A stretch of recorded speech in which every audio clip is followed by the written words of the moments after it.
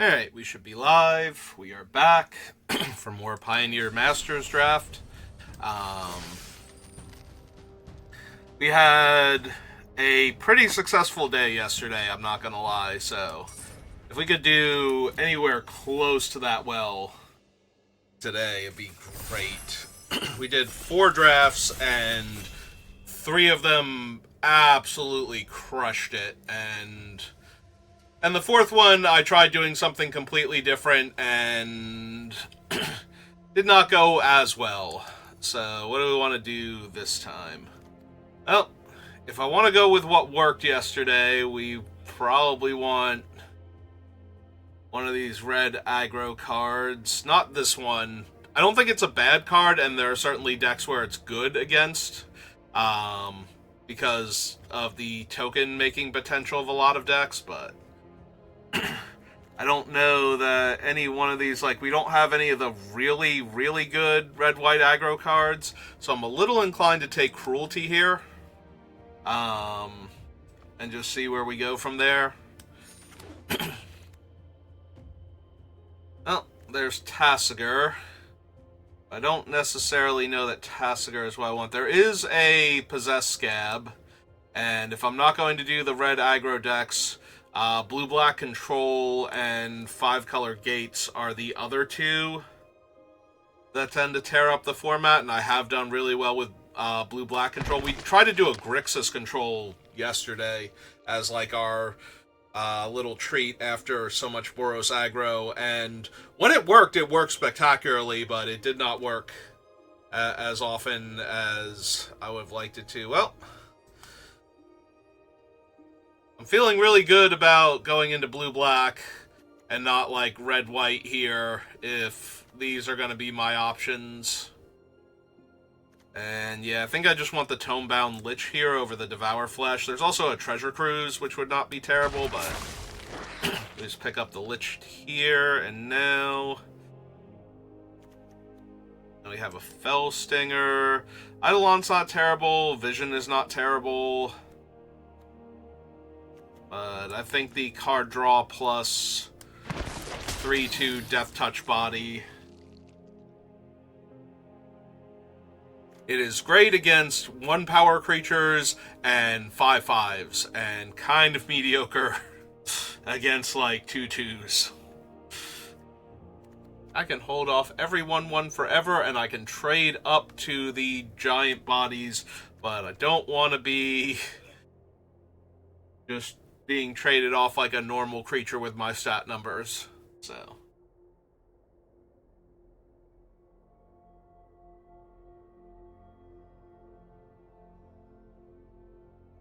yeah, we have switched up from the first bonus sheet, which focused primarily on planeswalkers, planeswalker related cards. The current bonus sheet is the spells matter, so there are a lot more instants and sorceries in the pool than there were before.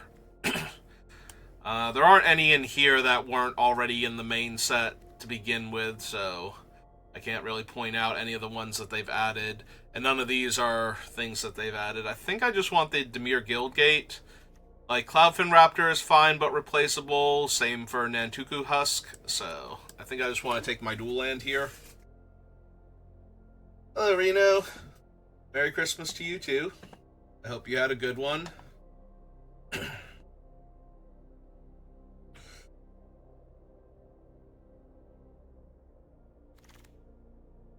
Alright, we have a Butler, who is really good in blue-black in general. A lot of times you'll want Gurmag Anglers and or Treasure Cruise, and a creature that fills your graveyard while letting you get value out of it later is exactly the card you want.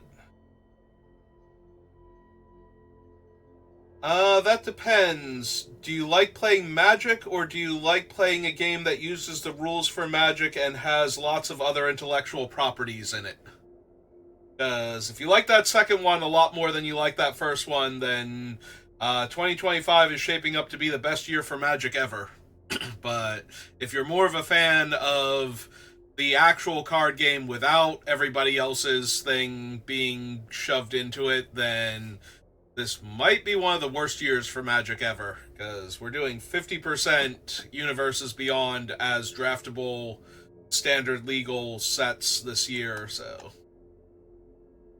I am not looking forward to that aspect of it. I mean, I'm going to take it the way I have taken Universes Beyond, which is I do not like them as a general rule, but I don't like them flavorfully, honestly. Like, I would prefer Magic to have its own flavor and to be Magic, not to be,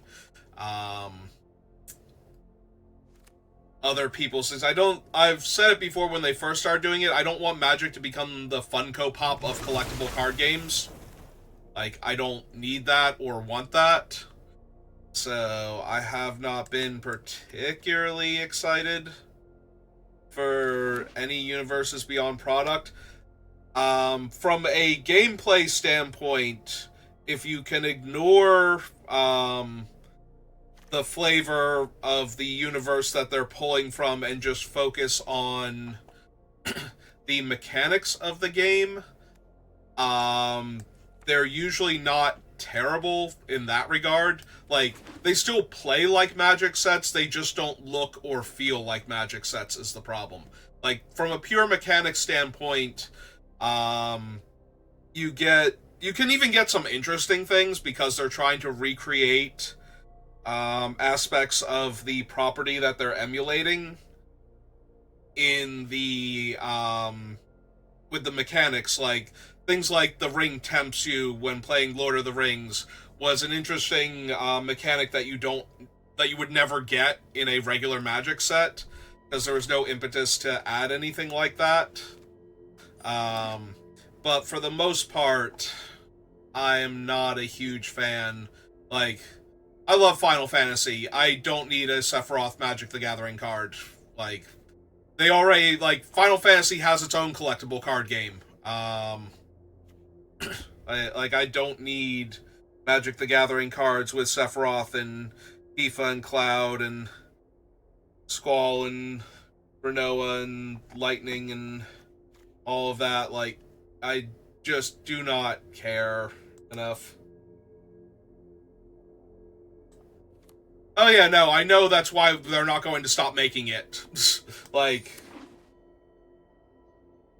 the problem with, Universes Beyond, from my perspective, and the reason why we won't stop getting them, is because while enfranchised Magic players don't like them, people that are vaguely interested in Magic and love the other thing do like them a lot, and they sell really well. And, like, literally the Lord of the Rings was the best-selling Magic set ever when it released. Like, it did all of the numbers that you need a Magic set to do in order to be successful, so I'm not surprised we're getting so much Universes Beyond stuff now. It's just, it kind of sucks a lot of my interest in Magic out by having it be somebody else's property with Magic-themed stuff all over it. But yeah, that's just from the, like, story and flavor and art perspective. From the actual function of the cards, like, it doesn't matter if it's Spider-Man on the card, it matters what the card actually does in the game. So, alright, so we got a lot of wonderful choices here. We've got Ob, we have Dinrovahar, we have Ob's Cruelty, and a Bile Blight, so I'm really hoping to wheel something strong out of this pack, but we're gonna take Ob Nixilis. Your name and rank are insignificant to me. Yeah, I mean, that was true of any Magic set, though, is that I'm inclined to buy it for my collection and for gameplay purposes, because that's why I buy any Magic card, is I want the full collection, and I actually enjoy playing the game, so as long as the cards play well, I won't hate it entirely, but I would be much happier if, like, if they did one Universes Beyond set a year and did the rest Magic, and we only had 4 sets coming out, I would actually be a lot happier. Like, I do not enjoy the relentless release schedule of product either. Like, the fact that we're getting 6 standard legal sets this year is way too many. Like, it is twice as much as I feel comfortable with, honestly. So, if we did 2 regular Magic sets and a Universes Beyond set a year, and then we left the other space open for, like, Modern Horizons and remastered sets and things like that, I would be a lot happier. I wonder if I actually want Lost. There are a lot of decks that are running a ton of 1/1 tokens, and we've got like the Eidolons and things like that. I might actually want Profit Loss just to cast Loss.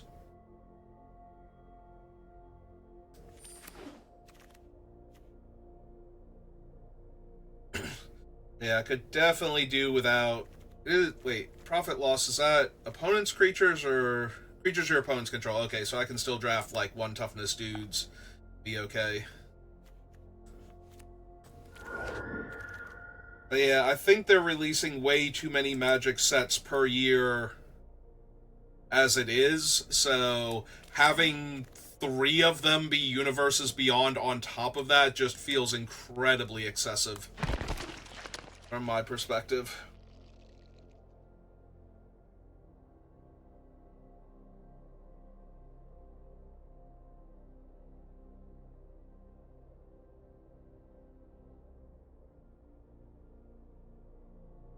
But like I said, they sold more Lord of the Rings than any other set. The Marvel set for Secret Lair sold out. Like, literally, I was there the second it went live, and I couldn't buy everything that I wanted to buy from it. Like, I couldn't even get the foil sets. They were...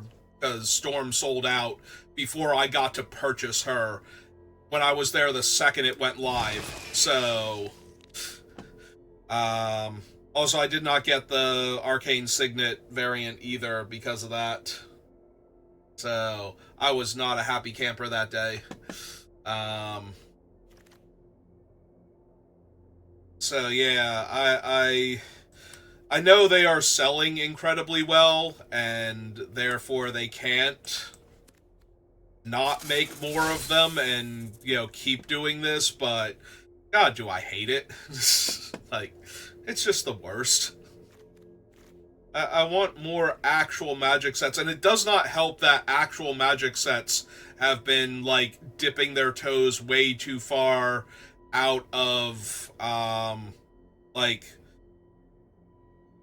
I don't mind Magitech, I mind, like, mundane technology levels of, artifacts and whatnot. Like, I hate Duskmourn from an aesthetics point of view. Like, I think it's one of the worst looking sets that's an actual Magic set, and Aether Drift is not doing a whole lot to help that that feeling for me. Like, Wacky Races as a Magic set.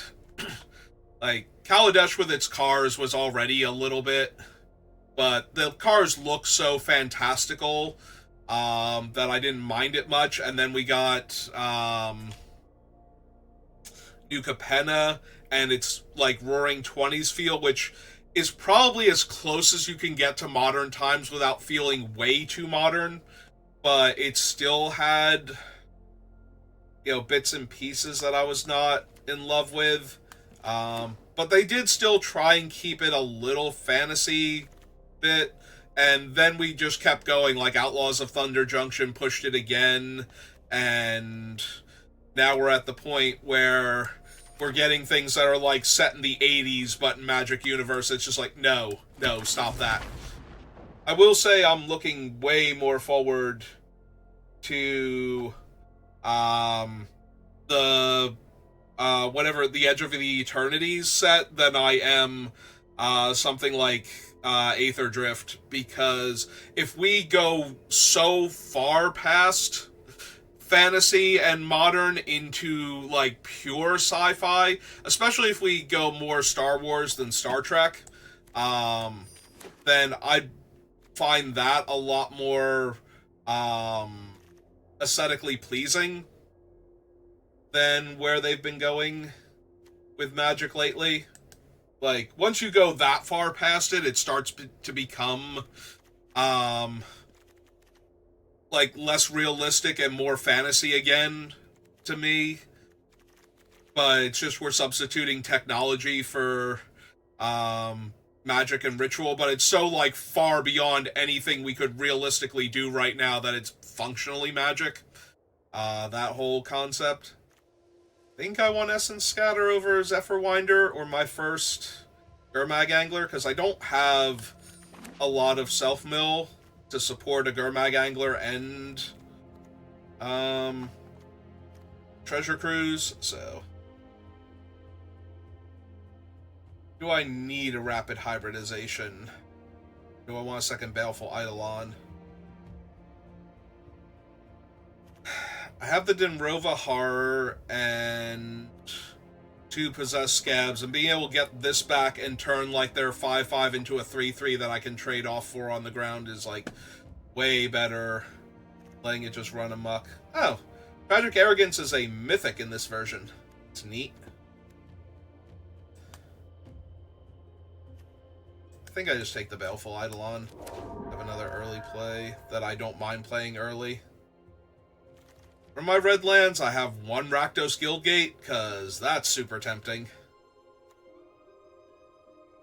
It's a 2/3 Menace, and it's probably just going to stay a 2/3 Menace a lot of the time. Like, I'm not milling. This might just be Ingenious Scab, then. There's my instant sorcery count. I have 6 right now. Definitely looking for like 1 or 2 more. That being said, Quicken is not the one I'm looking for. Alright, we'll take another Possessed Scab.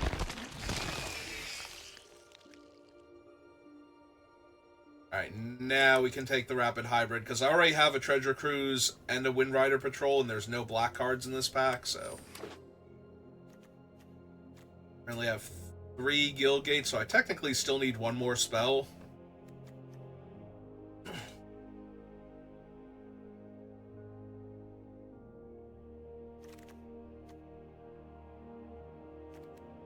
Alright, Anchor to the Aether. Toil is target player draws 2 cards and loses 2 life. I already have a Read the Bones, and without being able to access Trouble, that's all it functionally does. If I had taken Rakdos' Return, I'd probably grab the second Rakdos Guildgate here to help cast it, but...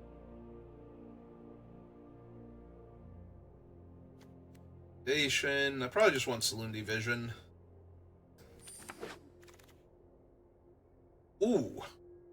This is the 8th pick. I was like, I don't remember seeing that. We must not be on the wheel yet. But yeah, Far and Away is just incredibly good. Bounce their worst thing, make them sack their better thing. Not running a second Wind Rider Patrol, so I guess open the Armory. In case I need it one day.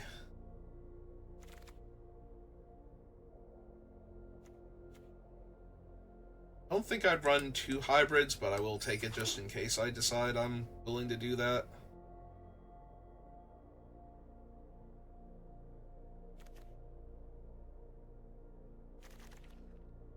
You have an Azorius Guildgate. I wonder if I'd run that just in case for profit.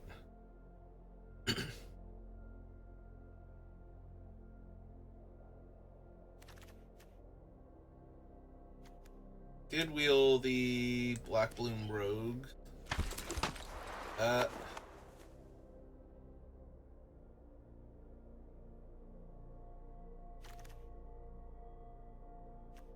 now I'll take a Quicken, the Pelakka Predation just in case. Essentially cycles for 1 mana, so the uncommon. Yeah, we have both of those, because I definitely drafted a bunch of Keening Apparitions yesterday to fill out my 2-drop slot. And then cut them when I didn't need them. Mizium Skin. It's not terrible. Alright, we have a decent blue-black deck, but nothing too crazy. We only need 2 cuts, so let's see what we actually have.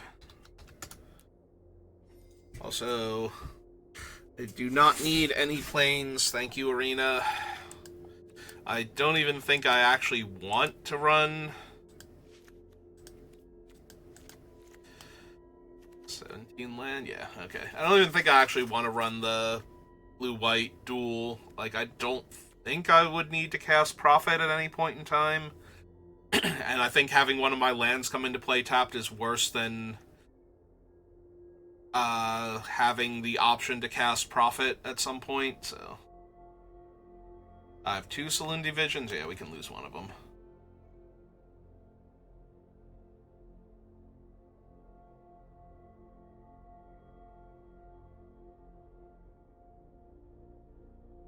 Lose the Ta Crop, maybe. We have 2 Baleful Eidolons and the Butler. I think that's fine. Although the Ta Crop is a good thing to feed to the Stinger, but the Eidolons are fine for it to eat also. And I can always use it as a draw 2, lose 2 sorcery speed, similar to Read the Bones. But it has a lot more upside than Toil and Trouble. Although it doesn't trigger our Murmuring Mystic, so that is a knock against it.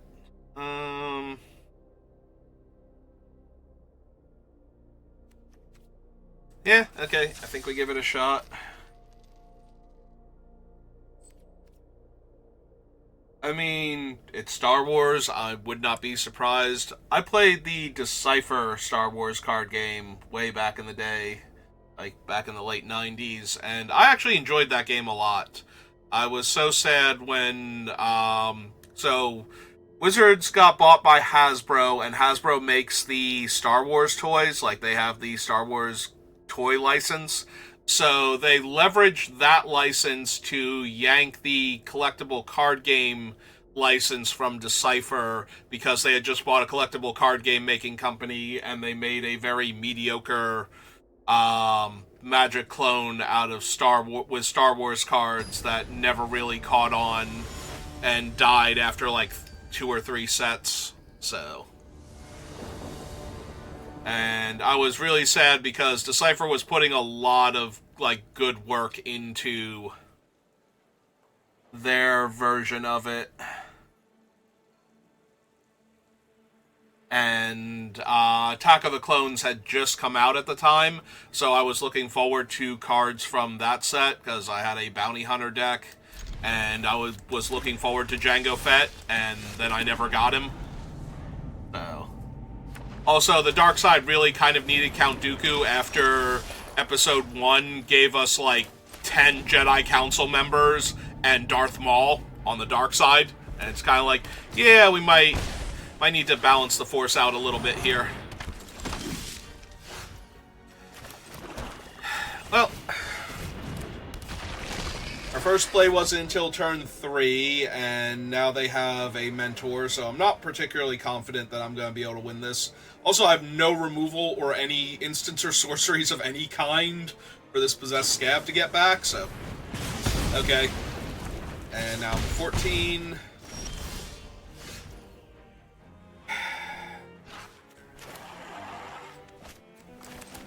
Alright, what do we want to do? Technically, Baleful Eidolon holds them off just as well as the Scorpion does. And that gives me more time to find other stuff. Not a great feeling.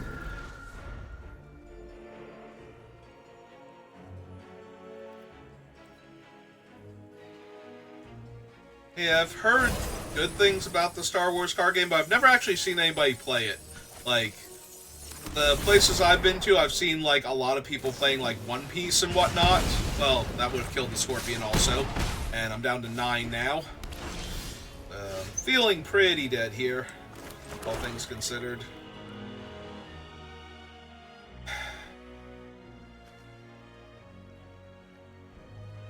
So I could play him in down tick and kill the 3/3, but that's not really helping me.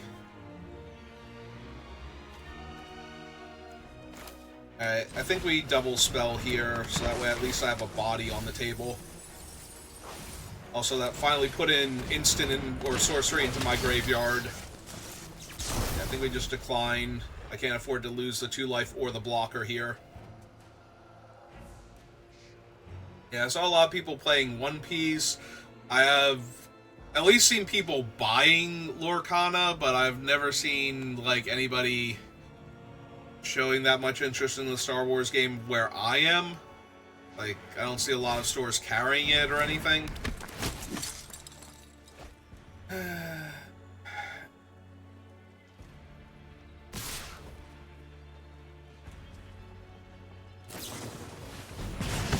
Okay.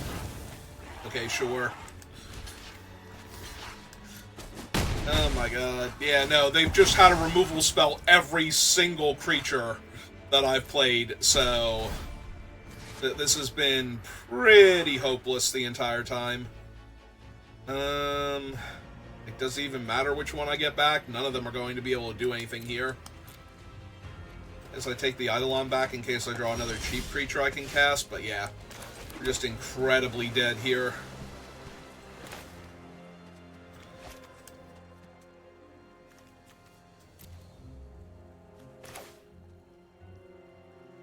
Yeah, I don't even have 2 mana to buy back, like, a cheaper creature and cast it or anything.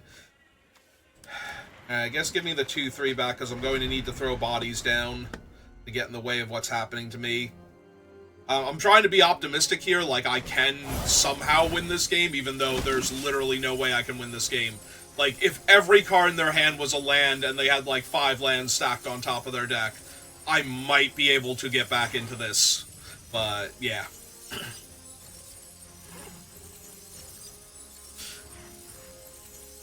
Yeah, no, this has just been hopeless the entire time. I've been on the draw with a slow hand against the fastest deck in the format, and they've had a removal spell for literally every creature I've cast this game up until now. So if they, like, burn my 3/2 here, they'll just be the cherry on top. Like, I'm taking 4, 5, 6 going to 1, so when this thing dies, I just... When this thing dies, I just lose. Even if they had actual nothing here. Yeah. Alright.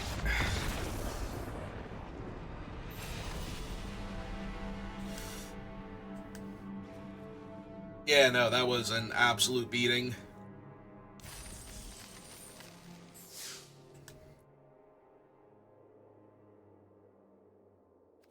But I didn't see a good, like, red-white build at the start of this draft, and we did have good black cards, so I don't think I drafted a particularly bad deck. We just had a slow opening hand, and they had a curve plus removal spells the entire game, so even if I had drawn, like, my cheap creatures earlier, they would have just died then instead of when they did, and I don't think we had any chance to win that game. I might have been able to stem the bleeding a tiny bit.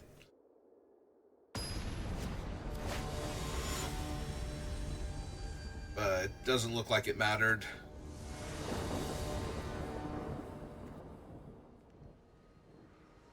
Alright, this time I go first, and I do have, like, 2-drop, 3-drop, so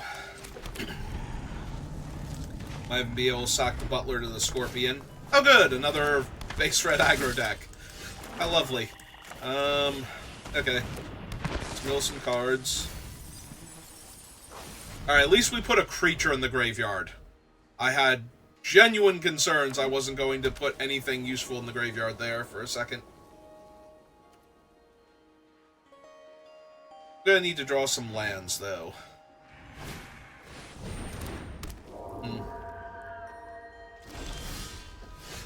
Well, that's a good sign if they didn't attack me there. Although now playing out the Scorpion is just terrible, because it doesn't actually let me draw cards. Can't draw more than 1 card each turn, so I could let them draw 1 card and take 2 damage, but... Ooh. Yeah, Anax and Sime, not great.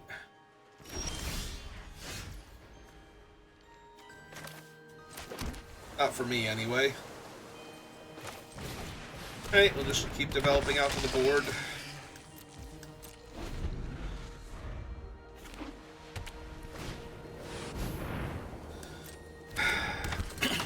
really use, like, a targeted removal spell for one of these problematic creatures. Because right now, Far and Away doesn't really do anything by itself. I'm in real danger of just having them draw a targeted effect for their guys and killing me here, so...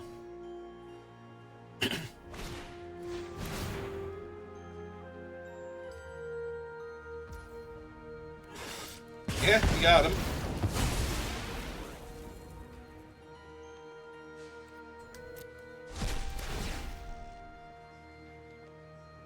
Back the only card in my graveyard that's relevant here.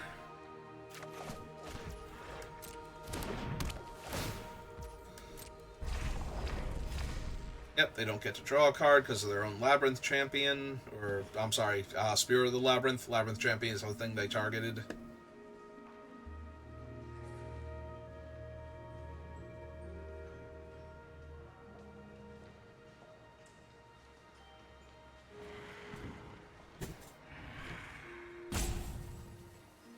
Alright, if they do nothing else here, I'm going to have to Far and Away to bounce their 1/1 and make them sack one of their creatures.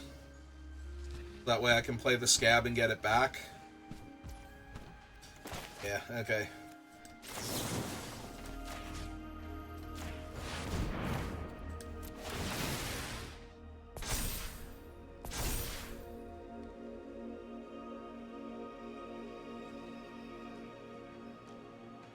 If they have a targeted effect for the Akroan, they can use it to make the 1/1, so that way they only sack the 1/1 here.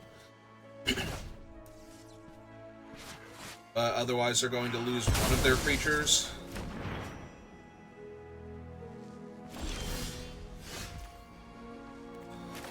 So now we run out the Possessed Scab, get back Far and Away.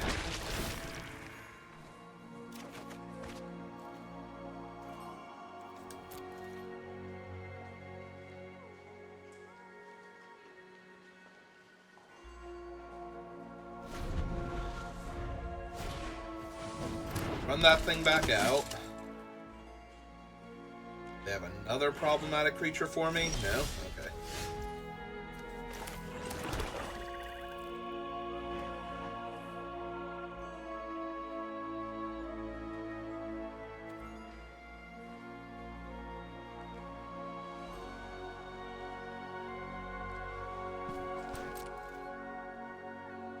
Hey. Gonna keep leaning on this Far and Away.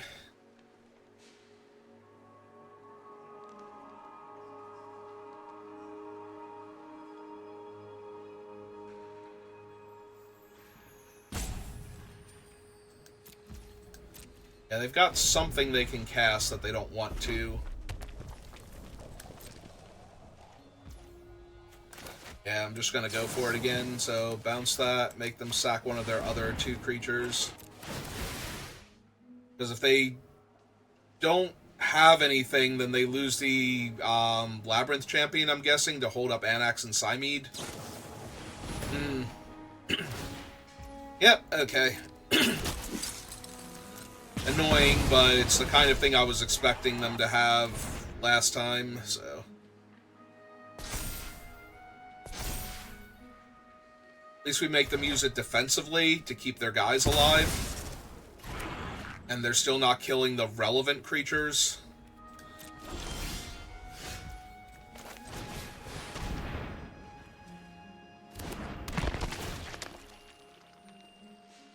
So...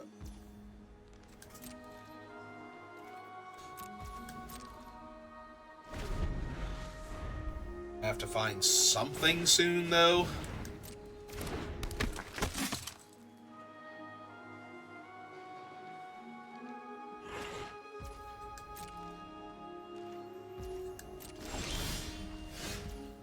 Alright, that counts as something.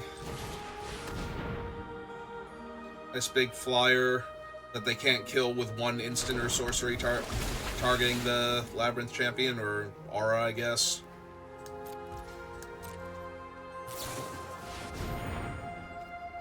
They can have a Stasis Snare for it, I guess.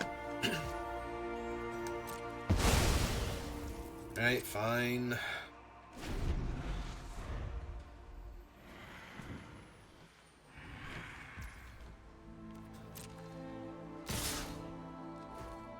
Hmm.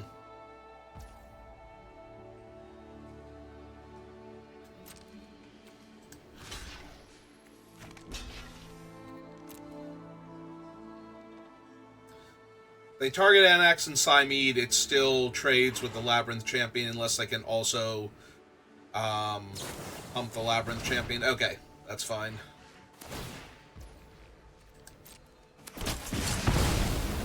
Yep. So I take 2 here. Oh, and 3 from Anax and Cymede. Yep. I forgot they had Vigilance and they weren't sideways at the time. I'm like, oh, are they not attacking? Sure.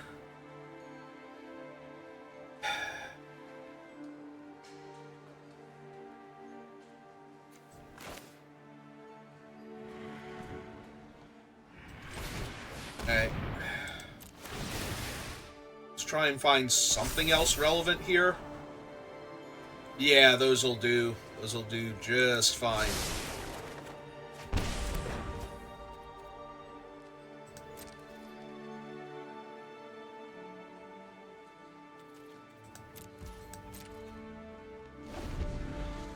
That'll kill the Akroan Crusader and the tokens that it makes.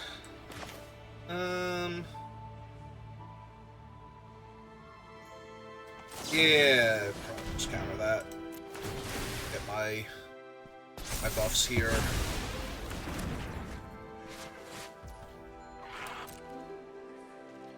Yep. Okay.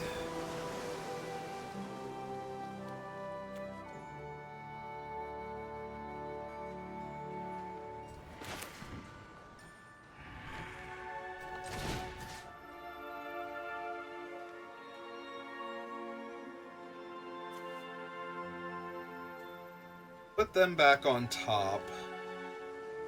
It's 3 mana.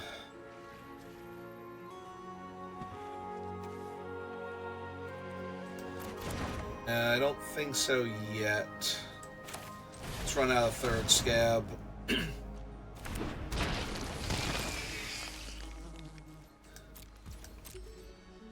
Use Lost to sweep away the 1/1s.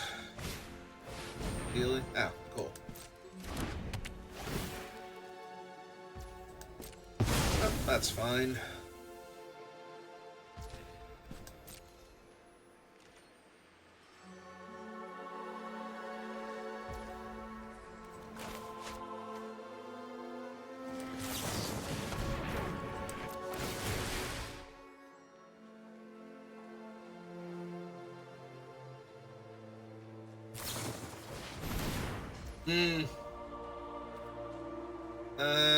Yep, can't do anything about that one. And it buffs the whole team. Oh, that was annoying.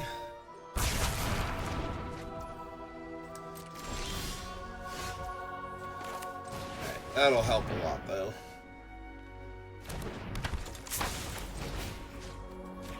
Let's put that away for right now. Make my first bird.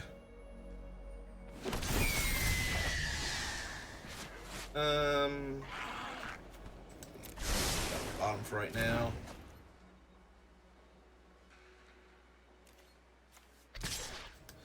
And we can start attacking, I think.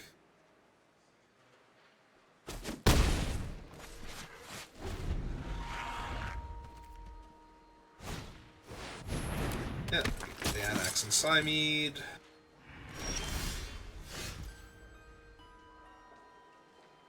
Four, 5. Quite enough. Him for 1.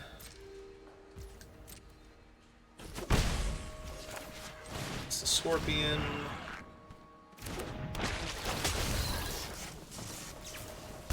Bird. Target me.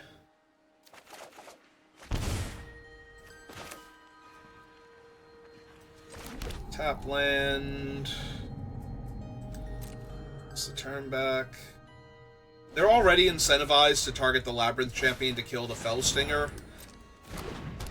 So I don't need to play the Eidolon yet.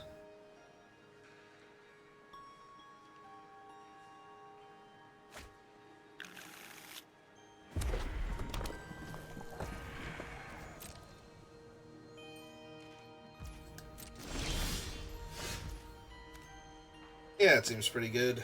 So we want to go 1, 2,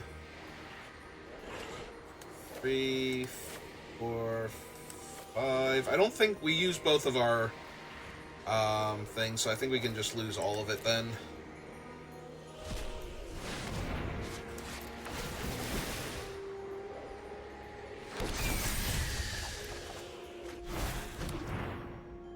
Alright, and my land. And yeah, let's just Enrovahar kill one of their tokens here. Make them discard the last card from their hand. See what it was. Okay.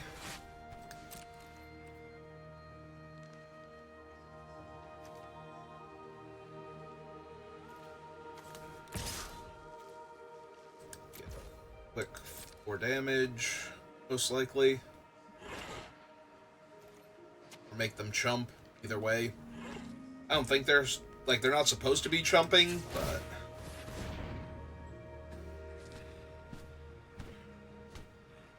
doesn't mean they can't.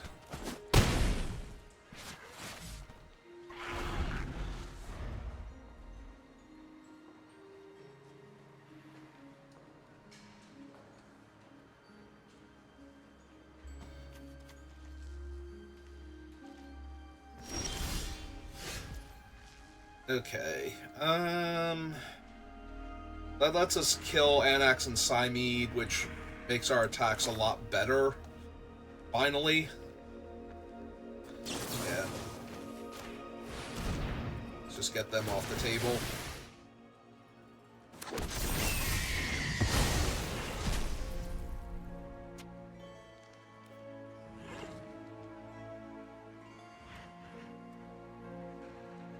Two, three, four, five, six. We could also bounce the token and make them sack one of their creatures, but I think I want to start putting more pressure on them first.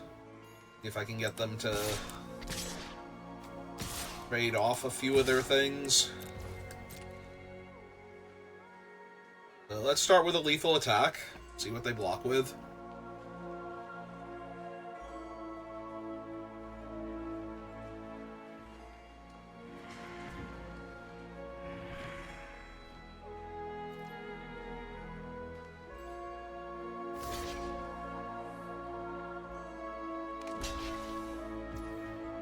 Okay. So this is currently 6 and 8, 9, 10. Nah, can't quite get it to lethal, so I think we just pass and see what they do here.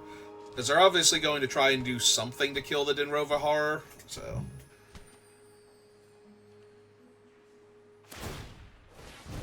Oh, right. It has... I forgot it had the mantle on it. They're just going to pump their guy a couple times. That's still fine. I don't mind trading Dinrovahar for it.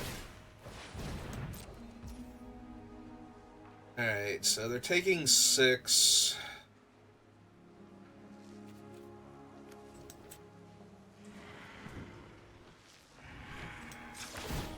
Activate once, because we can still hold up the fused far and away here. It doesn't put the scab in range.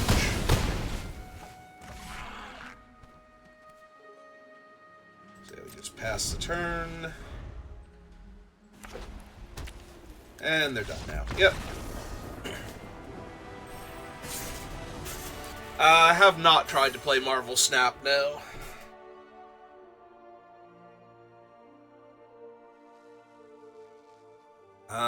I've seen people play it when it was brand new, and I'm like, that's neat, but it's not anything that made me go, yeah, I want to play that.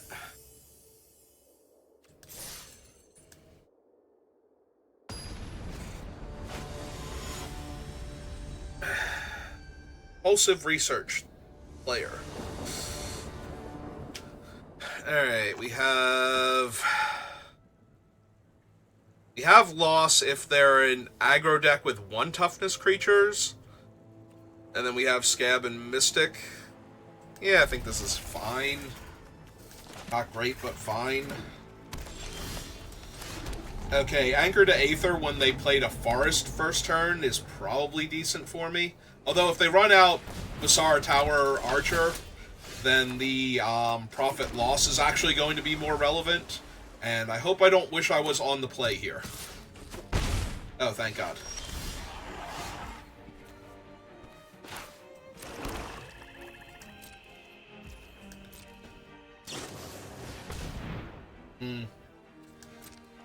Alright. Well, that thing's pro-blue, so that's actually a problem for me. Alright. I'm gonna kill their archer and save myself a point of damage this turn, but I'm gonna need to find a creature that can actually tussle with the 2/2 or my cruelty.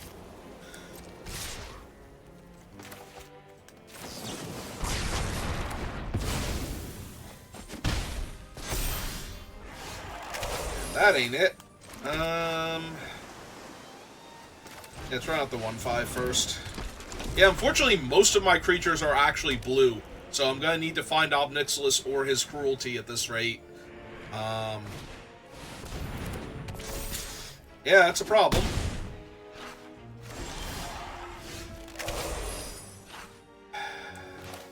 Didn't used to be a problem.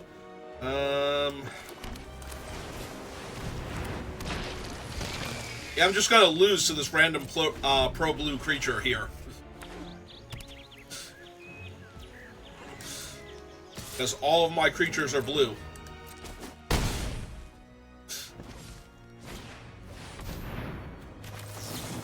Yeah, I think you got enough stuff going on.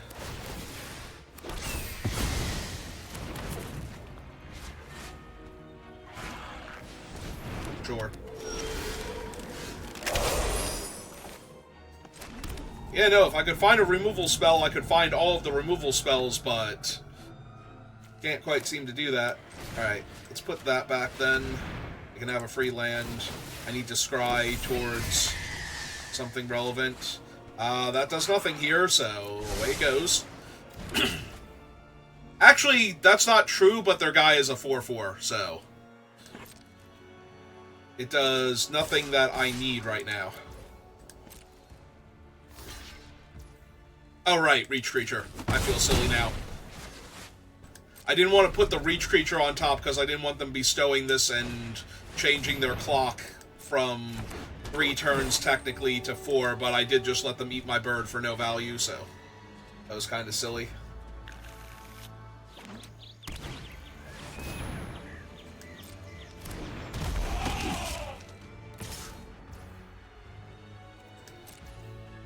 Well, I can't do anything about it, so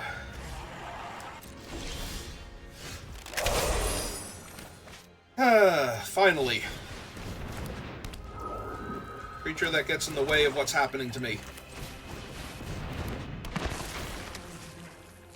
Give me back the anchor.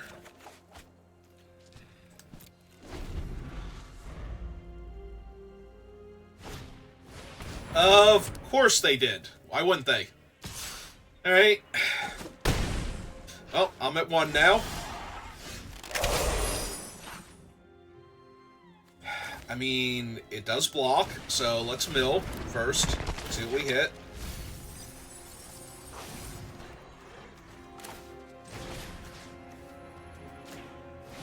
That one back on top. Draw Nixilis seems great.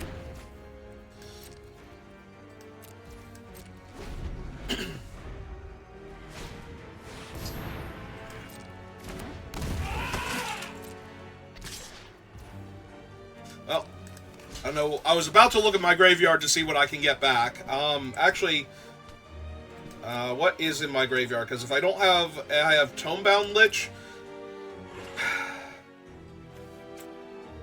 2, 3, 4, 5. Yeah, I think I eat this first, gain my 2 life, so that way I can pull it back. So that way I can Ob Nixilis and play the...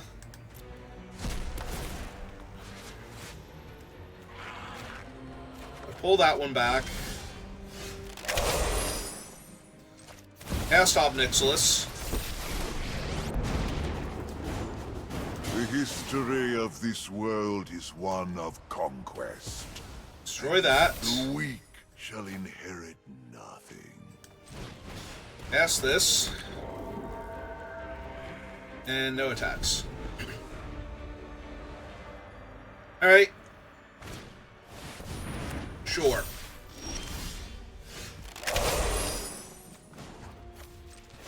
Your blood shall quench my rage.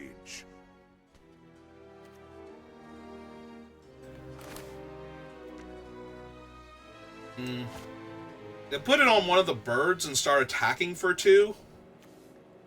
1, 2, 3, 4, 5, but then I don't have cruelty also. So I think I wait. Because right now Ob Nixilis can smite one more creature. Okay. Makes it a 7/7 lifelink. Still not great. Yeah, go to my turn.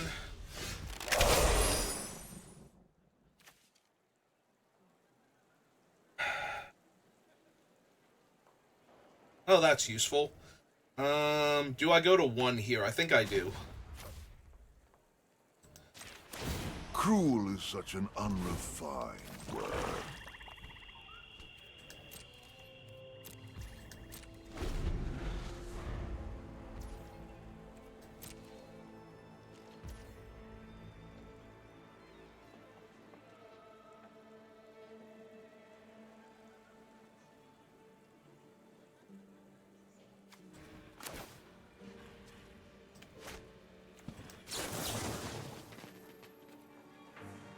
Problem is, I kind of want them to lose that thing anyway.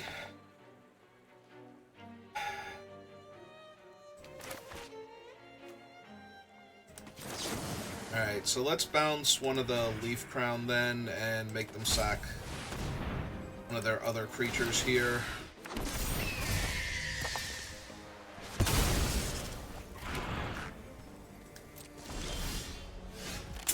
Well, I literally cannot cast that, so that's neat.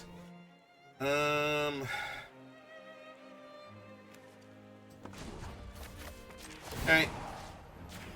Let's kill him, break him down into his constituent parts. Violence.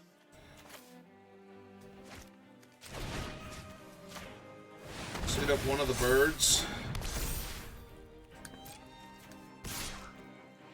Trade for one of the Leaf Crown Elders. Yep. Or Leaf Crown Dryads. My Death Toucher back.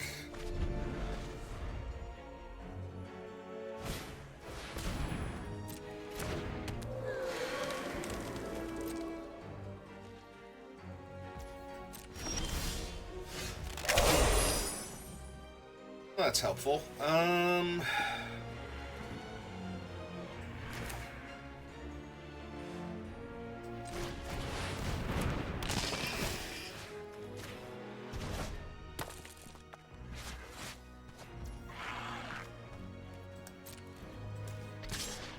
Let's just send him in. See if they'll trade him off. Nope.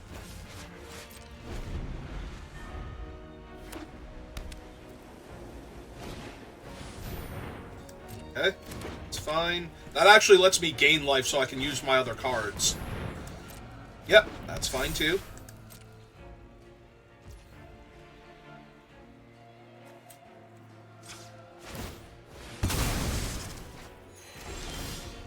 Thank you, opponent.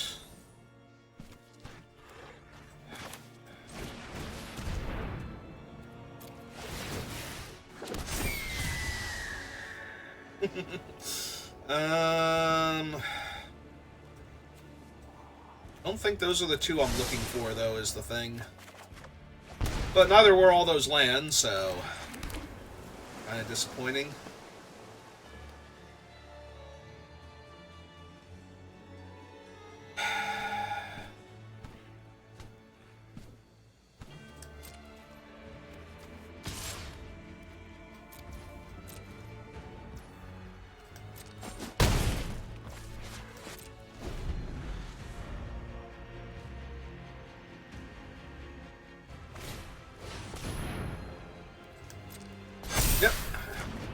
Yeah, I can't stop them from drawing the card. I can give their one thing -5/-5, but that's about it.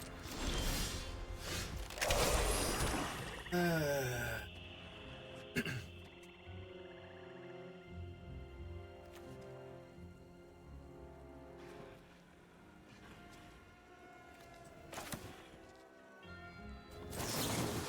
fine. Let's kill him off while I can.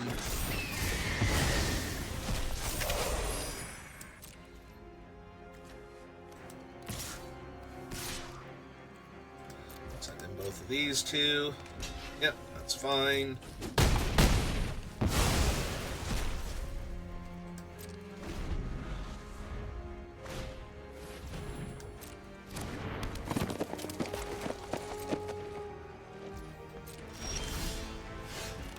There's the other possessed scab. Okay.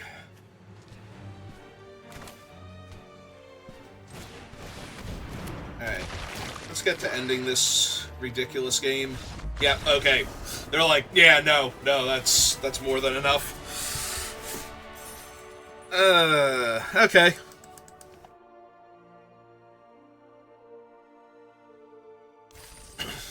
Yeah, the possessed scab was what I was digging towards when I put the other two on the bottom, and then we drew 2 lands, and then another land, and it's just like, ah, cool. But yeah, as long as I actually found the possessed scab that much faster, we can win the game. Stupid pro-blue creature. Like, almost all of my creatures are blue. I have, like, the 2 Eidolons, the Butler, and then I have, like, removal spells, so...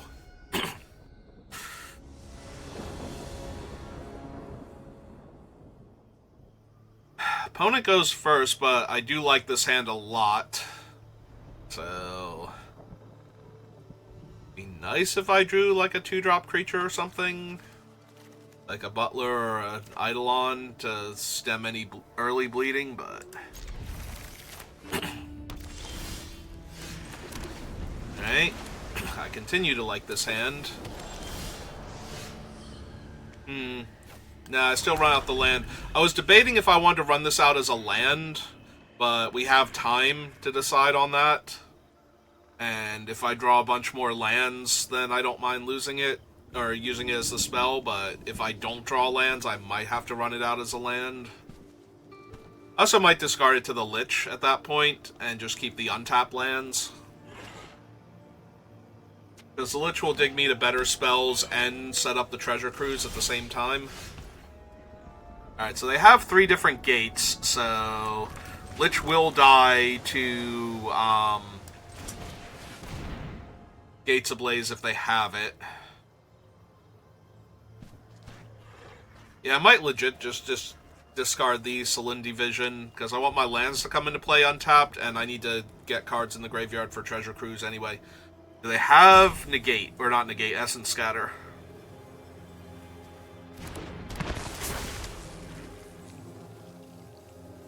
Dragonfire?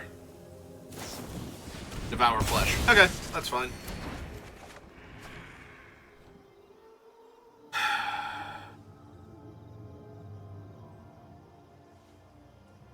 I'm worried about discarding Rapid Hybridization because of Gatebreaker Ram. But I kind of want the lands also. Alright, we'll lose the hybrid then.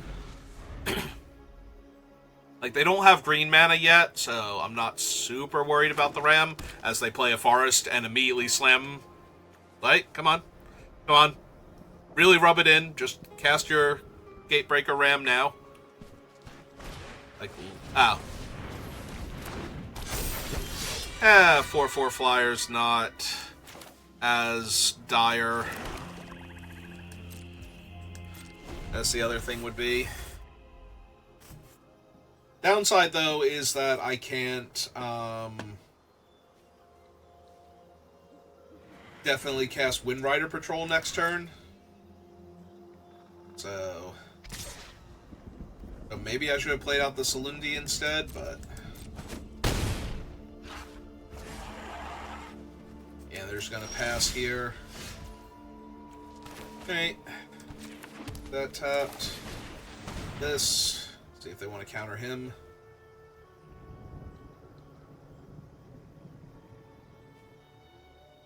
Scatter.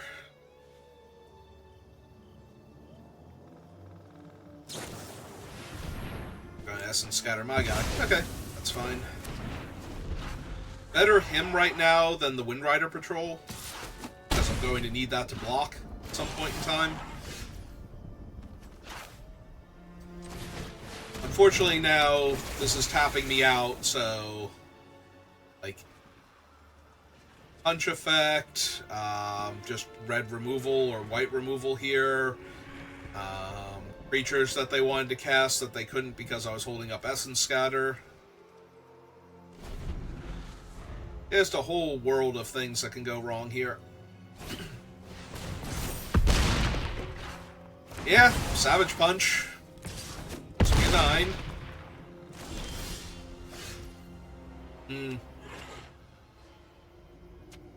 Well, really wish I had more mana, not gonna lie, but...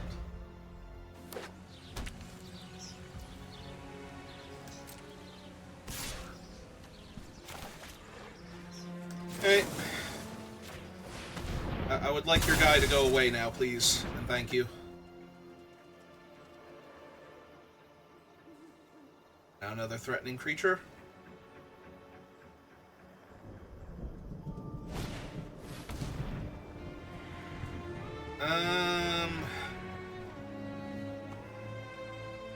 Yeah, I can't. I can't in good conscience counterspell that one.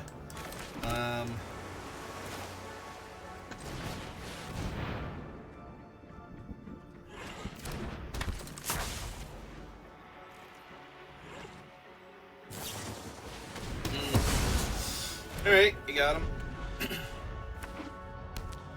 I only have 3 cards left in their hand, though. The odds of them actually being able to deploy any really threatening creatures here is kind of minimal.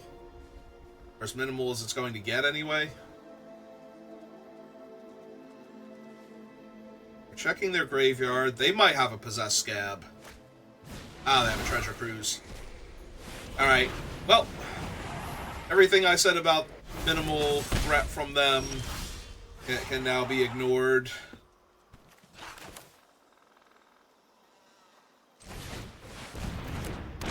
Okay, run out my Scab then.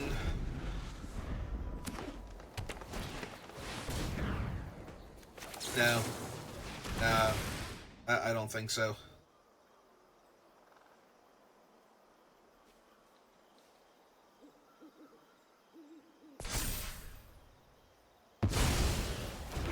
Yeah, a creature that makes another creature is kind of terrible for me, so... it's just not. Alright, so I have 7 cards in my graveyard.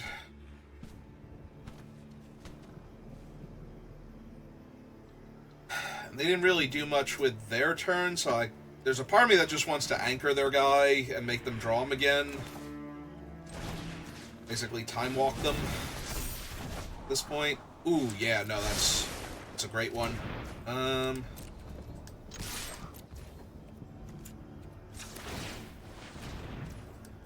For 4 real quick. Hold up Loss in case they want to go experiment 1 into another creature.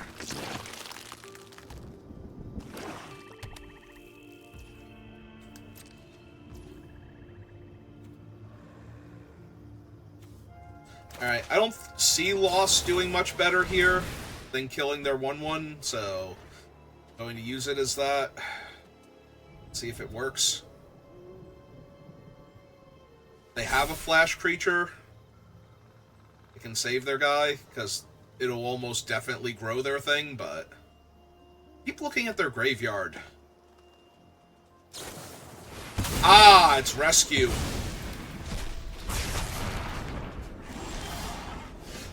Alright, let's see, we want to go...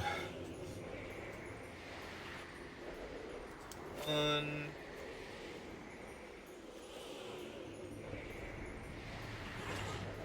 I like a lot of these, but 1, 2, 3.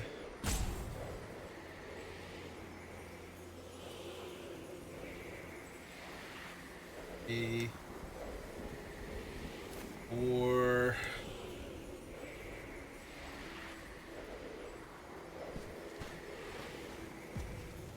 5.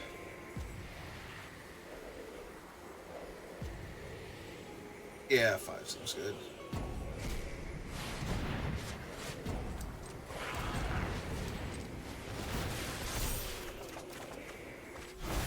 Okay.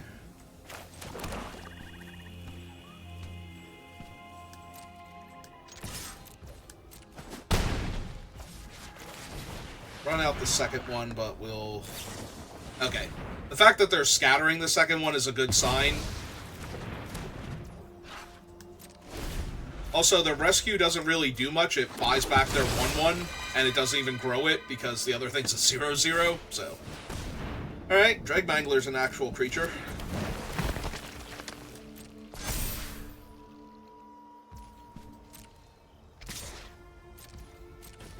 Yeah, I'm on 5.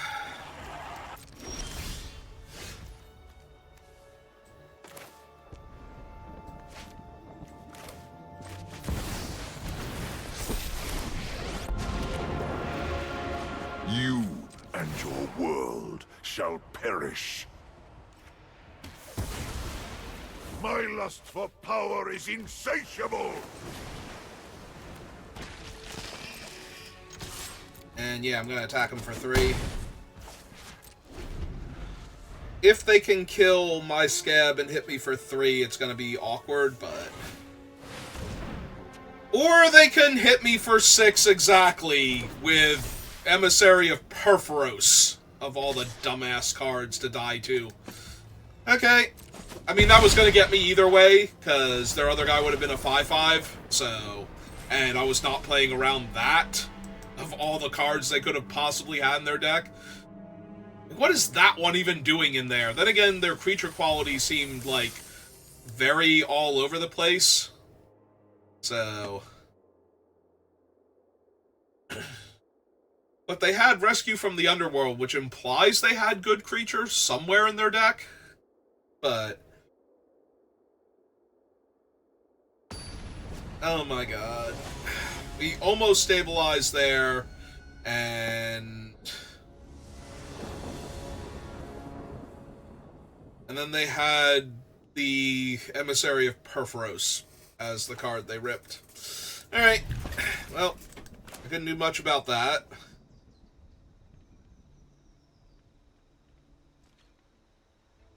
Like, if they had drawn Fight with Fire instead, they had the mana to cast it, so it's not like... I should have played this land, but I did not put it back fast enough. Just kind of let go of the cursor. Oh, I'm not punished, at least. Also, they didn't get a land and... or 2 lands and a creature, so yeah. Hey, there's their scab.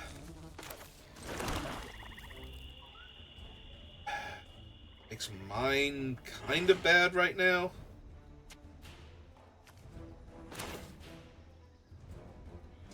Let's play the Butler first, see what we hit. Alright, we did mill a scab, so we have one to get back now. Want to run out our Fell Stinger next turn. And I can also block the Butler on the 1/4 if it attacks, and not have to worry that they're gonna negate my value. Yep. Big 4.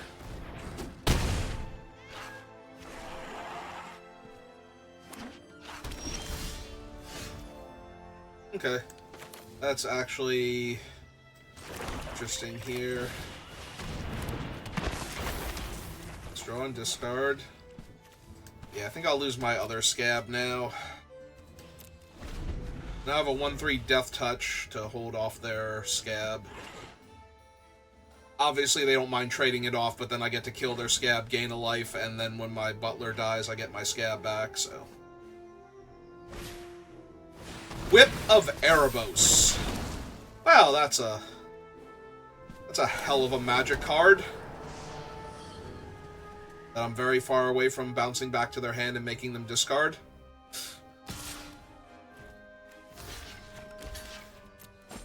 Alright.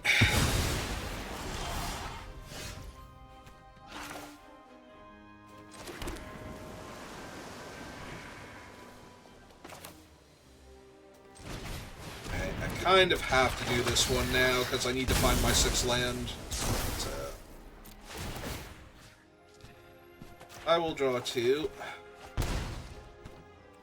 Take action. I will pull back my lifelink dude. And I'll play another Death Toucher. Right side, we have Ob Nixilis' Cruelty now, which will actually exile things other than what they're bringing back. Yeah, they bring back him. I still haven't found my 6th land, but if I can find it, I can Dinrova Horror the demon token, and that will take them off their thing. Yeah. I was gonna say, I take the 2 and then they take 2, but they're gaining 2, so that's not really helping.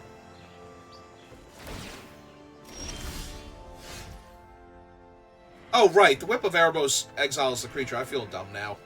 I genuinely forgot that was going to be a thing. Shoot. So I should have just taken the 2 then.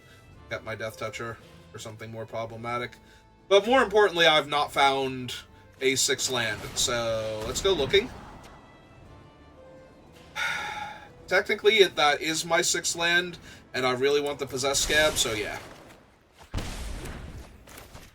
Alright, then enters tapped. Could exile my entire graveyard, still have the Dinrova Horror, the Cruelty, or I can just leave up Essence Scatter for right now. I'm going to take 5 in the air, and possibly another amount on the ground. They have a Dinrova Horror! That's terrific, because they get to bring that thing back and attack me later on. That's neat. That's terrific. Alright, play my land. Play my Dinrova Horror. Bounce that. Make them discard.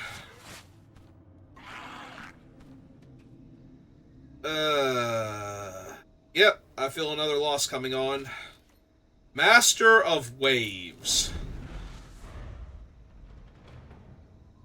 So the Master isn't much of a thing to get back with Whip of Erebos, because it'll go away and they'll lose all the tokens. Obviously, they have a Dinrova Horror that they're about to be able to whip back.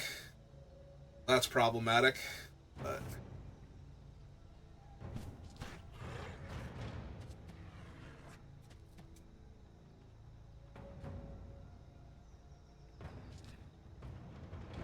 hopefully we get to play Murmuring Mystic next. Dreadbore, and then whip back Dinrova Horror hit me for 5 down to 2. Yep. Yep. What else is in their graveyard? The Scab and the Master.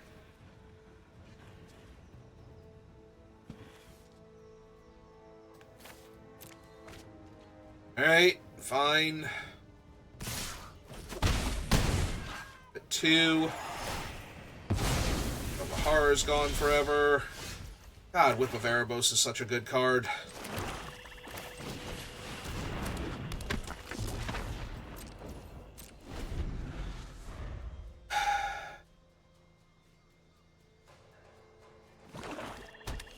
Okay.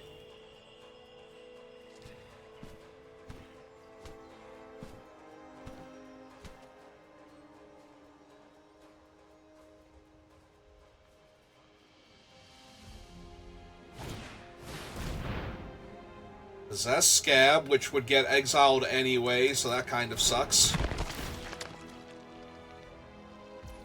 Back to Dreadbore, yep. Yes, Dreadbore.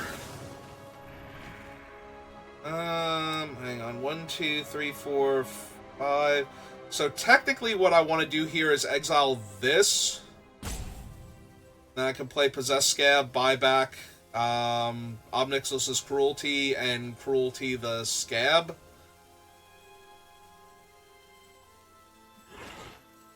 Rather than go to 1 here. I mean, part of me also wants to just get back the Mystic, but yeah, I don't think I can afford to go to 1 here, so we kill that. Leaves him with 1 less thing for... What's its name?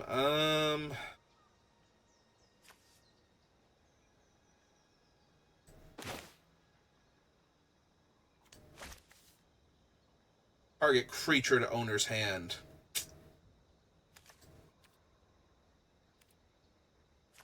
Rovahar is a permanent, though, so... Alright, so we cast my Possessed Scab. Buy back in Rovahar.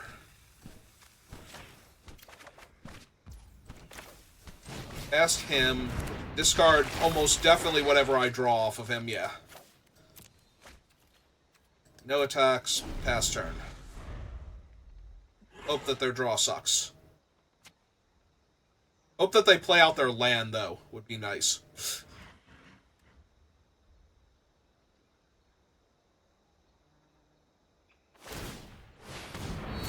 Okay. Yep.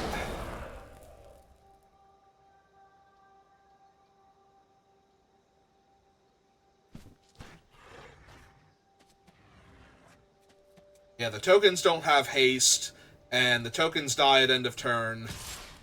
So... I just block here with my 1/3, gain a life. Hope that they do something silly like play the last card in their hand. That doesn't get anything back. And then we can Dinrovahar, kill the whip. The problem is this is all face up, so they kind of know it's coming.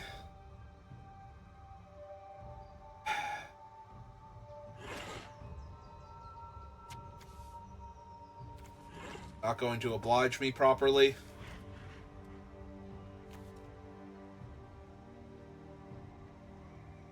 One, 2, 3, 4, 5, 6, and 1, 2, 3. So, all right. Now I like this plan now. So we play the Dinrovahar, send the whip back. They have to discard the other card from their hand. But now we have Far and Away. We can return the Dinrovahar to my hand now.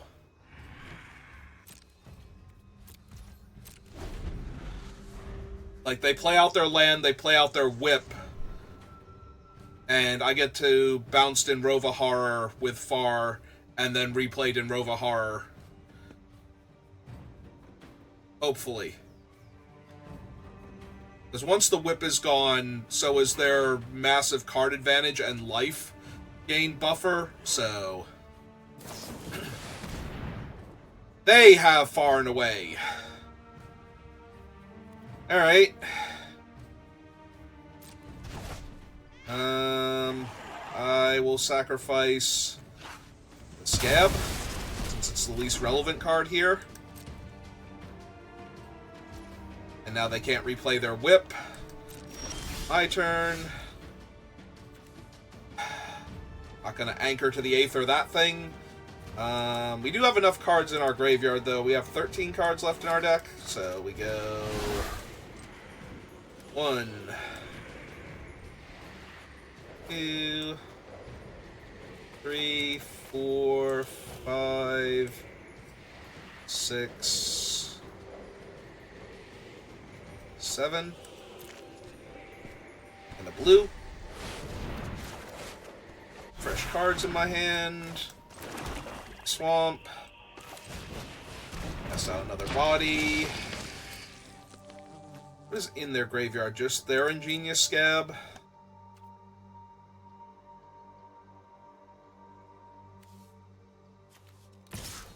Alright, let's see if they want to trade for their Scab. Because otherwise I get another loot here. Yep. Okay. So that exiles that thing, so that's gone forever now.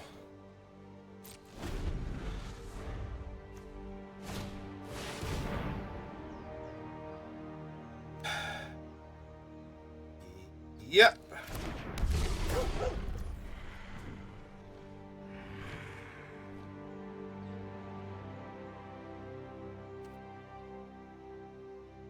God damn it.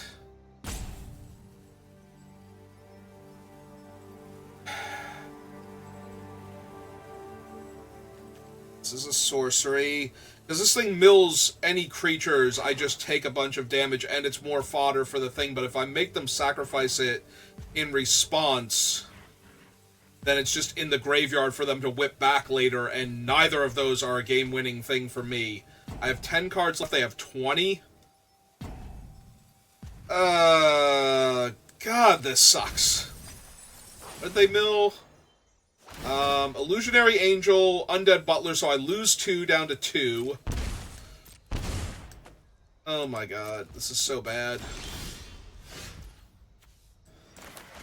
Because the Illusionary Angel, in theory, just kills me now.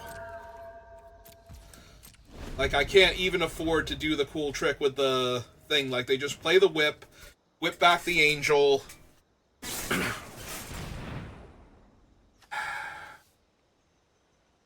Or a creature is milled, so... God damn it. I was so close, and they have the freaking dog. Oh my god. Oh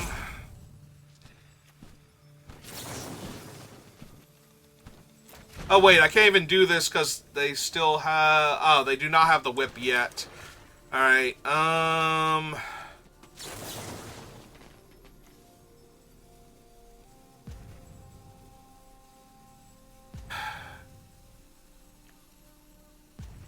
still want to do that.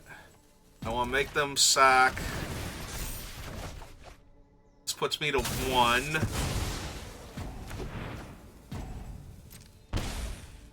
I kill my guy, and they just whip back whatever. Like, it doesn't really matter. Oh! Okay. Thank you.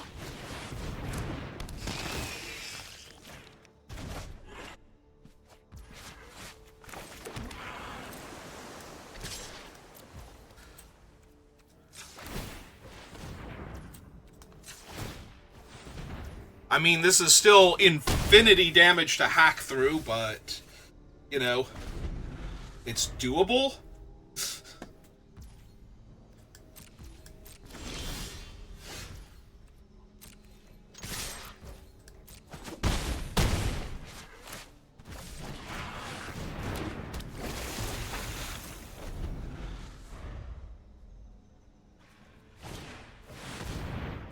Okay, that's fine.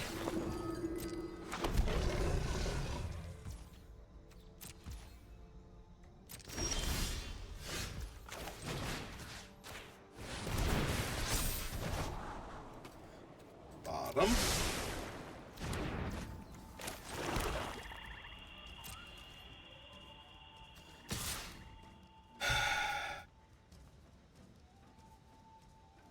The problem is I can't attack with all, because then they just take it and kill me on the crackback. But, yeah, I think I just have to leave them with their dumb demon guy then. Let him deal 2 damage to them.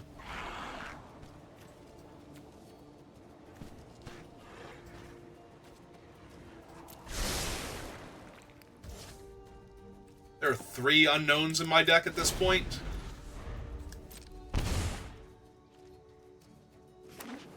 Is one of them the other Scab? I forget if I've seen him yet this game.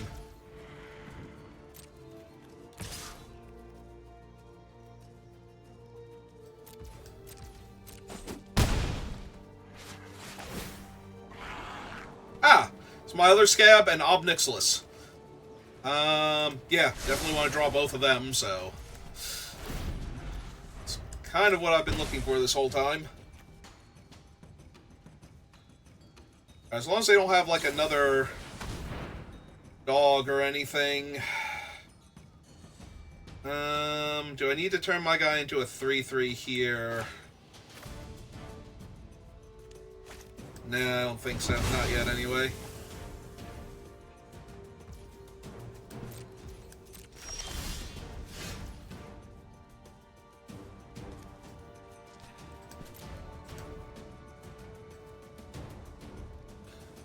Cruelty,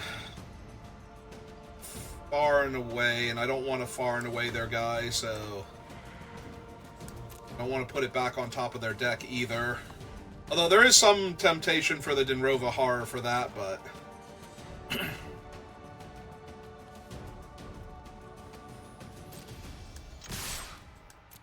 Alright.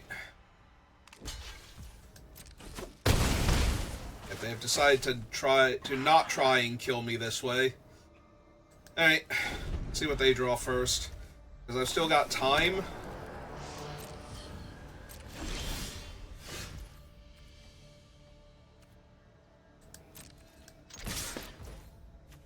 Actually gotta pump this thing this time. Before I forget again.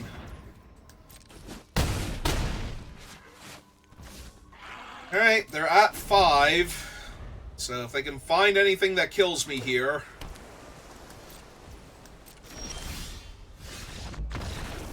I don't know why they played their whip out. They knew I had the Dinrova Horror. Like, I'm guessing they just brain farted that they were going to lose the whip to that, and therefore I would not be dead anymore to what they actually had, and they would have to find something. Okay, no, we take those. God knows I misplay often enough.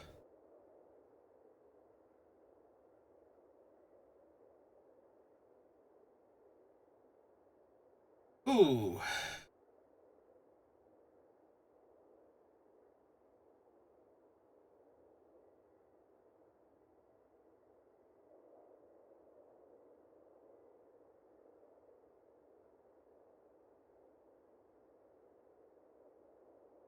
I mean, look at that game. I missed, what, like, between 4 and 5 damage off the scab? I could have shaved an entire turn off their clock. I accidentally passed through it thinking that there was still a chance to activate before damage, and I did it twice, too, so... Oh no, it's Baymax.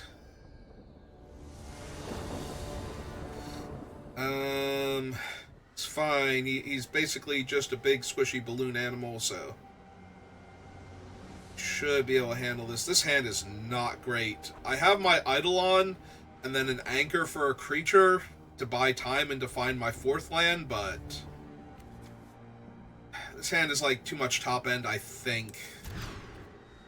Yeah, this is much better. Alright, we keep this. They're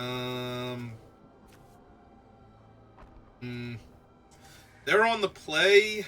I could put the scatter back, or I could put back the Butler, but I don't think I put back the Eidolon, because they might get on the board faster than me, and then I'm going to want to have a body there to protect myself. I think I keep the Eidolon. I could see getting rid of the scatter, because I won't have time to cast it, maybe. Whereas the Butler is more proactive. Yeah, see, this is what I mean. I kind of want a body in the way of that thing already to not be dead here. Now, granted, they might kill that body, but that means they're using a removal spell on that, so maybe the Ingenious Scab gets to live.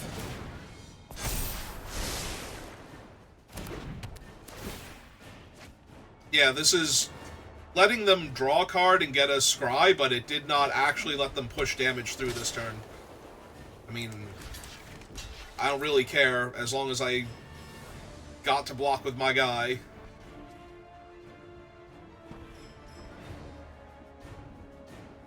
Because there's nothing in white that gives first strike. If they have the protection from color, that's fine. Yep. Their dude's a 4/4. They got another Surveil out of it, and then we get to away their creature here before they can get any more value out of it.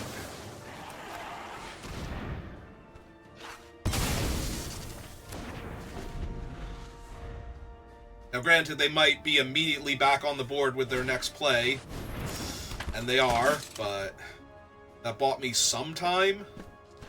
Like, I'm not taking 5 damage this turn. There was some temptation to try and hold up the Essence Scatter that turn, but I don't think I really had an option there. And unfortunately, my 2/3 is absolutely useless against Anax and Cymede without them having anything. So, with them having stuff, it's just extra terrible. Alright. Oh.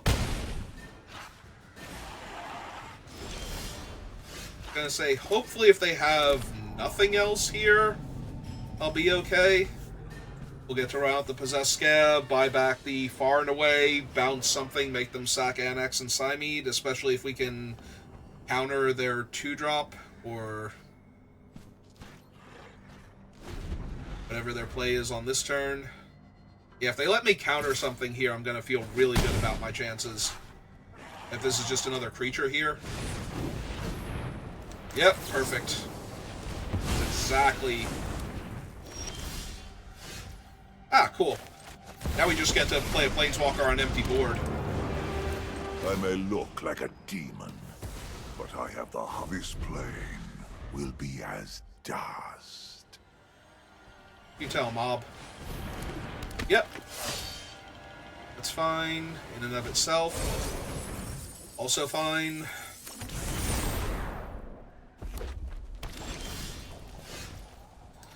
Alright, so uptick Ob. No, uptick Ob. My conquest begins.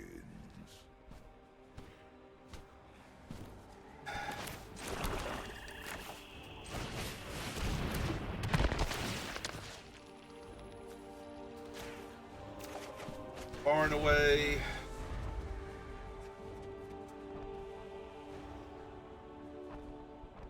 If they can't push damage through on Ob, he has a downtick to kill something now. And they know about Far and Away, so they know their creatures aren't living. They might try and hold up the activation on the Steward at that point to give them some insulation against Away's sacrifice effect. But then they're not attacking Ob with their creature, so...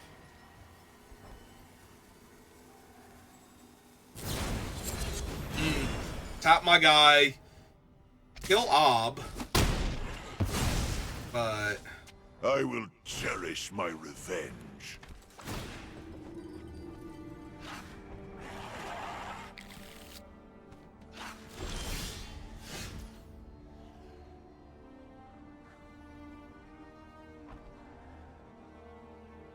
I have in my graveyard 4 spells.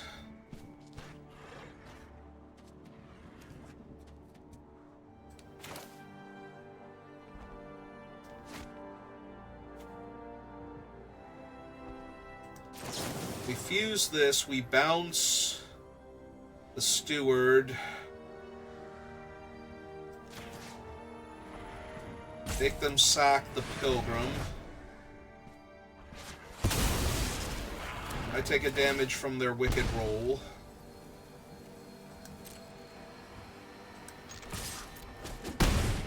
It sets them a bit back mana-wise. 4, 5... 5. I need 13. So 5, 6, 7, 8, 9, 10, 11, 12. If I top deck a land next turn, I can exile my entire graveyard. Nah, I don't think so. Not yet, anyway. I might need to Saloon Division, though, and try and find Ob Nixilis' Cruelty to deal with the ordeal of Purphoros. Their flyer. Or I might just need to risk trying to trade the 4-3 for their what will be a 3-4 first ordeal trigger. But that gives them plenty of ways to mess that up, so... Yep. Alright.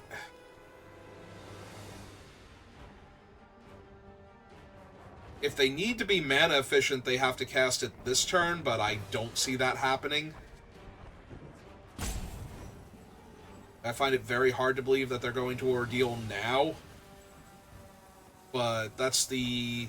Unless this thing is something relevant, it's the only thing I can think of what they're trying to decide on doing.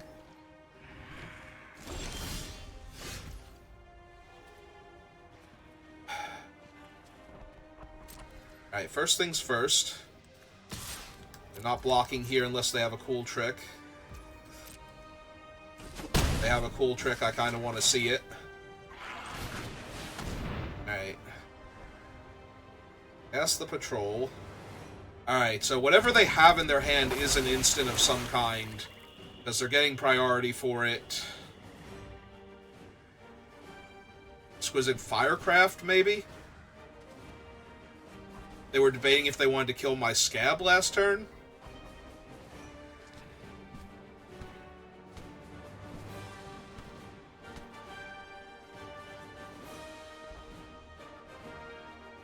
It could be one of... Ooh, it could be Fight with Fire.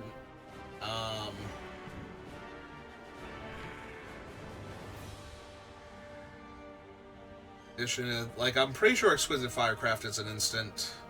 It's a spell mastery one where it can't be countered.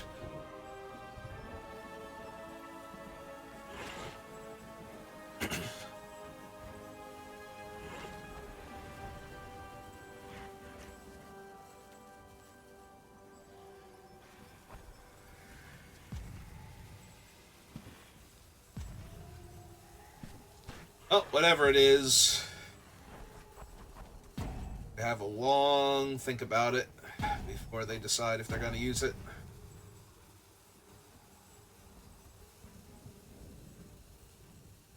I don't know what else is in the set that it could be.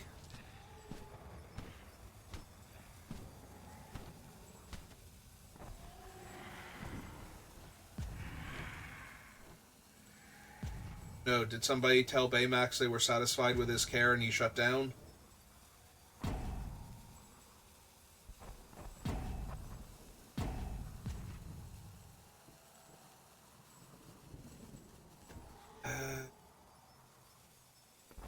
I do want to win, because this would be my 4th win, but I would prefer to win legitimately if I can, and we are at a position where I can win, potentially. It depends on what the last unknown is and what the top card of their deck is, but right now I am actually holding this board state, so yeah, I don't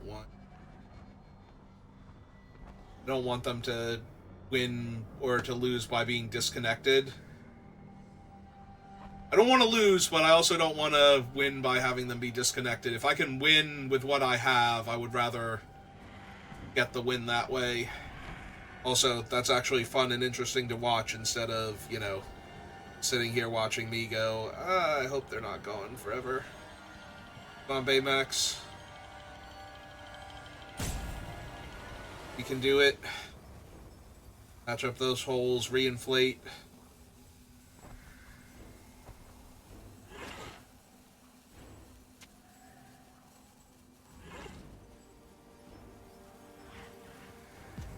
No. That sucks. I didn't want to win this way. Sorry, Baymax. I can't even look to see what my next couple cards would have been, to see if the Saloon Division would have found Ob Nixilis' Cruelty here, if they had been able to kill the Wind Rider. Yeah, that feels like a disconnect. I don't think there was any reason for them to, like, intentionally time out there, and they also weren't trying to extend the rope, so that, yeah, that wasn't like a salty rope or anything. That was just them having to go, I guess, or having their connection fail. One or the other. Either real life happened and they had to go, or the internet crashed for them and they couldn't keep playing, and that's kind of sad either way. Like I said, I'll take it. Stuff happens, and the 4th win is a huge deal for me. But I'm really sad because that looked like a game we could actually have won, depending on how the next couple cards were going to go, and I'd rather win a close game than have it end that way. Alright. It's fine. Hopefully we have a good game here.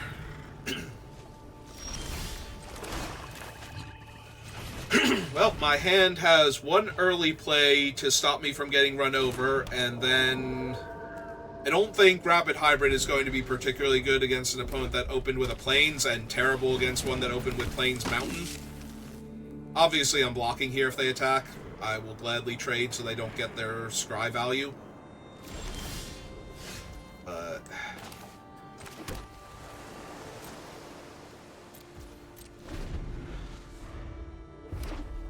now, if they attack and use like a first strike trick to try and deal with my Baleful. That's interesting. I wonder if I Rapid Hybrid my own creature then, to put a blocker in their way. They could still have like Coordinated Strike or something, which would let them kill my guy in combat and still get their 1/1 counter and everything, their scry.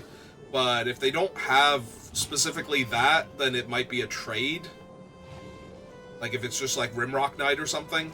Yeah, they're not even attacking because of that. Well, I have drawn nothing but land, so my odds of beating a white-red aggro deck are going down significantly. I need to start finding relevant spells, because now they could have like a dozen different cards that would let them comfortably attack into my guy. Whereas before they only had the 1 red mana available. Alright. Jesus. This feels like a forced loss. We have literally drawn 4 spells this entire game. And 1, 2, 3, 4, 8 lands. So, yeah.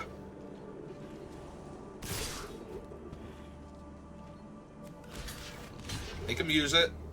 Less resources they have, the better off I'll be.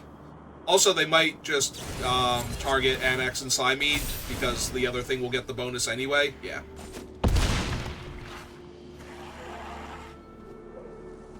Yep.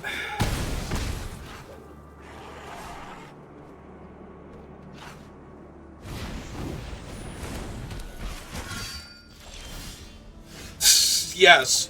That's exactly what I need on this board state with all the other cards you've given me, is a way to deal 2 more damage to myself real quick. Alright. Oh, also they have the Needle Spires lands, the 2/1 double strike. So, yeah, I'm feeling really dead here. Especially if they attack here. If they don't attack here, maybe. I don't even know what I could draw, though. Sure. Well, gotta make that trade. I definitely can't win. Alright, Ordeal of Perforos or bust at this point. Yeah, those aren't really doing anything.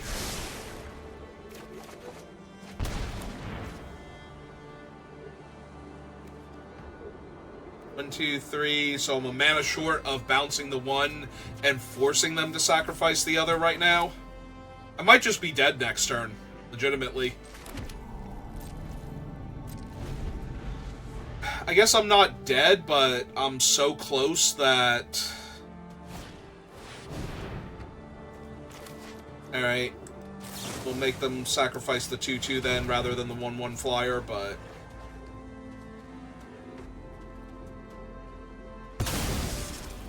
I guess the other option was to bounce Anax and Slimeade, so that way they'd lose the Ordeal, but I'm feeling like that's the least of my concerns right now. Like, I need to find a removal spell for Anax and Slimeade anyway, so...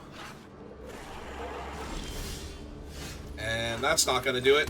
Alright, so we're basically dead on board. If we block Anax and Slimeade, we take 4, 5, 6, 7 from all of their other creatures, and that's assuming they have Stone Nothing in their hand, which I am not assuming, so... I guess technically we block the Spires and take 4, 5, 6, 7, if they attack with that. Yep. Just put another body on the board before they... Oh.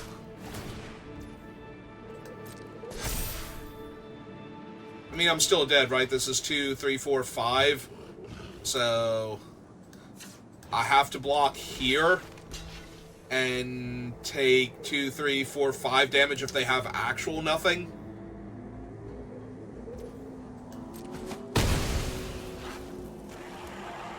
Oh, right, that's not trample, it's just first strike. But yeah, I still had to block there. Okay, cool. More land. Alright, you got the opponent. I mean, I guess I got a free win the game before, so getting a forced loss there to drawing nothing but land for the first 5 turns of the game when I had a reasonable opening hand is kind of whatever. Alright, well, got to 4 wins, so can't be too sad. Yeah, I think we have to call it there. That draft took, like an hour and 40 minutes or something, so we're getting close to dinner time. I don't really have time to do another one, so we'll call it there. So thank you for watching. Thanks to Reno for stopping by again and chatting for a little bit, and I will see you all next time. Good rest of your day.